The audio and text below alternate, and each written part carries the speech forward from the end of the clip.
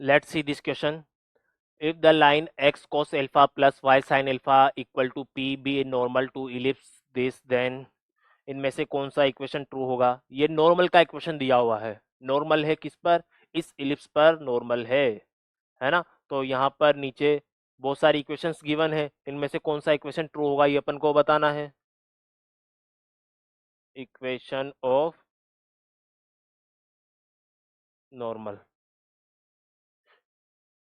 यहाँ पे general ellipse दिया हुआ है x square by a square plus y square by b square equal to 1। X square by a square plus y square by b square equal to 1, है ना?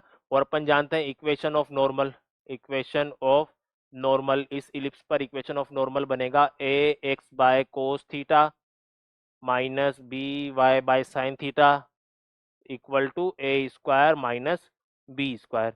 ये तो general equation है नॉर्मल का, है ना? नॉर्मल का equation x by cos theta minus b y upon sine theta equal to a square minus b square.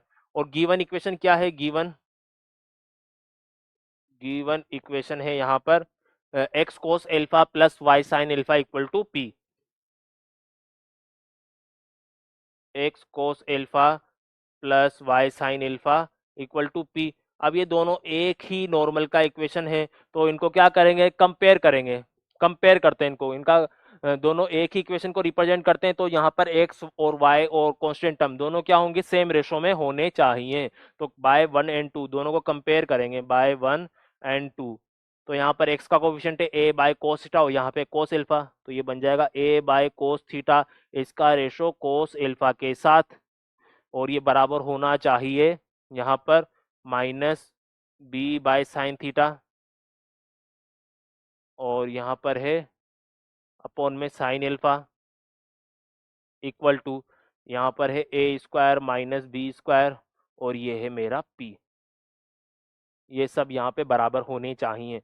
तो देखो फर्स्ट से अगर कोस थीटा का वैल्यू निकालूंगा, कोस थीटा का वैल्यू यहाँ पे फाइंड करूंगा, तो बन जाएगा यहाँ पर a upon cos theta cos alpha, तो ये बन जाएगा a p upon a square minus b square cos alpha.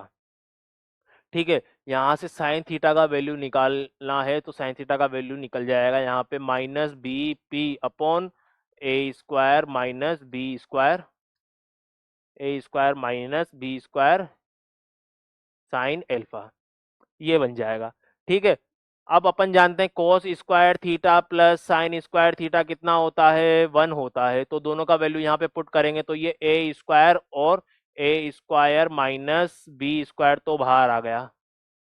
ठीक है, अंदर बचेगा यहाँ पर पी स्क्वायर अपॉन कोस स्क्वायर एल्फा प्लस, रुको, यहाँ पर ए स्क्वायर भी बाहर नहीं आएगा, ए भी कॉमन नहीं है ना, सिर्फ क्या कॉमन है? A square by b square common है, तो ए स्क्वायर, है ना? सिर्फ कॉमन ये है a square minus b square, और ए स्क्वायर माइनस बी स्क्वायर दोनों में यहाँ पर आ रहा है, तो ये बाहर आ गया। और अंदर बचेगा ए स्क्वायर, पी भी कॉमन है तो पी बाहर आ जाएगा, a square by cos square alpha plus b square by sine square alpha equal to 1।